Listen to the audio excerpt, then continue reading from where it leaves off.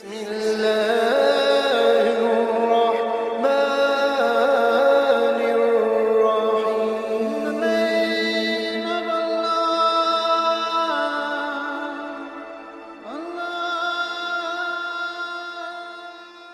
اچھا بھائی، رمضان میں انتقال کی کیا فضیلت ہے؟ کیا رمضان میں مرنے والے کی کوئی زائد فضیلت ہے؟ کیا اس سے حساب و کتاب نہیں ہوتا؟ محمد اویس انڈیا سے بعض روایتوں میں آتا ہے جو جمعے کی رات کو انتقال کرے گا اس سے عذاب قبر نہیں ہوتا، بعض میں آتا ہے جو رمضان میں انتقال کرے گا اس سے عذاب قبر نہیں ہوتا، پھر بعض میں آتا ہے کہ قیامت تک کے لیے ہٹا لیا جاتا ہے، بعض سے پتہ چلتا ہے صرف رمضان میں ہٹایا جاتا ہے۔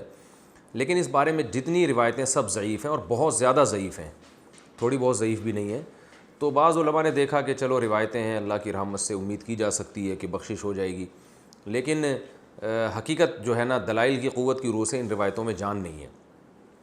تو اس لیے جو ہے وہ اللہ تو کی رحمت سے تو دیکھیں کچھ بھی امید لگائی جا سکتی ہے، لیکن اگر ہم اللہ کی طرف منسوب کر کے کہیں اللہ کی طرف، یقینی طور پر تو اسی بات کی نسبت کی جائے گی جو اللہ کے رسول نے کہی ہے، اور جو اللہ کے رسول سے ہم تک صحیح سند کے ساتھ پہنچی ہے اس بات کی نسبت تو کی جائے گی۔ اس کے علاوہ نسبت کرنے میں جو ہے نا، میری رائے تو یہ کہ احتیاط سے کام لینا چاہیے۔ البتہ یہ ضرور ہے کہ جو بھی مقدس جگہیں ہوں، مقدس مقامات ہوں، تو ان مقدس جگہیں اور ان مقدس مقامات میں موت کی ویسے ہی ایک فضیلت ہے۔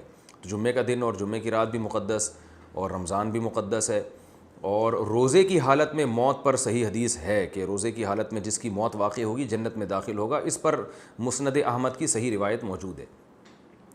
تو اور رمضان میں اگر کوئی کسی کی موت واقع ہوتی ہے تو ہم اللہ کی رحمت سے امید کر سکتے ہیں کہ اس پر رحمت زیادہ ہوگی، جیسے مدینہ میں موت ہے، مکہ میں موت ہے، یا جنت البقیع میں دفن ہونا، یہ سب فضیلت والی چیزیں تو اللہ کی رحمت سے امید کی جا سکتی ہے۔ لیکن یاد رکھیں تمام احادیث کو اور قرآن کی آیات کو جمع کر کے فیصلہ کیا جاتا ہے۔ اگر ہم قرآن کی بہت ساری آیتوں کو اور احادیث کو سامنے رکھتے ہیں تو اصل بخشش کا مدار عمل پر ہے۔ کسی خاص ٹائم پہ مرنا یا کسی خاص حالت میں مرنا اس پر اصل مدار نہیں ہے۔ اس کی وجہ سے اللہ کی رحمت آ سکتی ہے، صغیرہ گناہ معاف ہو سکتے ہیں، کبیرہ گناہوں کے لیے قرآن میں اور احادیث میں جگہ جگہ یہی مضمون ہے کہ ان کے لیے توبہ ضروری ہے۔ یہ اس لیے کہہ رہا ہوں کہ بعض دفعہ لوگ، کوئی بہت بڑا کھلے عام گناہ گار ہوتا ہے، کھلے عام بدماشی کر رہا ہوتا ہے، ظلم کر رہا ہوتا ہے، رمضان میں مر جاتا ہے تو ہم اس کو جنت میں پہنچا دیتے ہیں۔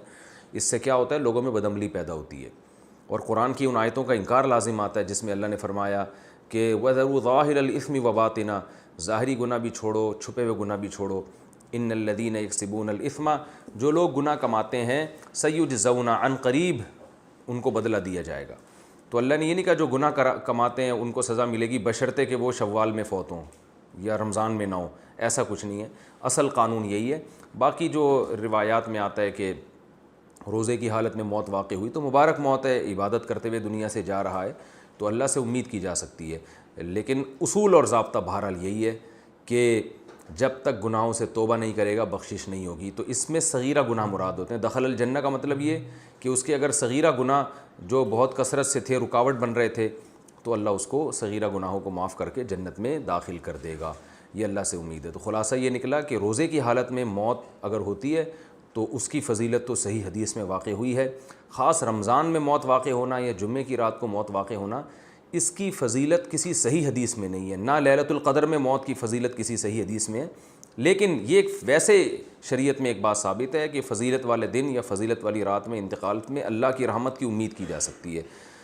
البتہ بعض علماء دوسری طرف بھی گئے ہیں، تو اختلافی مسئلہ ہے، جس عالم کی رائے زیادہ سمجھ میں آتی ہے اس کو فالو کر لینا چاہیے۔